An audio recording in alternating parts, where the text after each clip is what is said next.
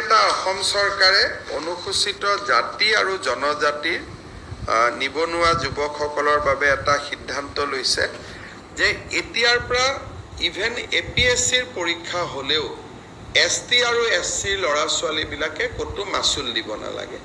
বিধানসভাত এখন আইন আহিব যে ST আৰু SC কেটেগৰী ল'ৰা ছোৱালীবিলাকে কোনো ৰিক্ৰুটমেণ্ট এক্সামত তেওঁলোকে মাচুল ভৰিব নালাগে।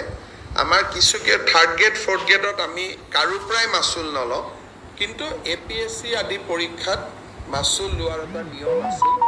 এতিয়া তৃতীয় আৰু চতুৰ্থ শ্ৰেণীৰ যিটো নিয়ম সেইটো থাকিবই, কিন্তু গেজেটেড লেভেলতো ST আৰু SC ল'ৰা ছোৱালীখিনিয়ে এতিয়াৰ পৰা আৰু কোনো নিযুক্তি পৰীক্ষাত মাচুল দিব নালাগে। মুখ্যতঃ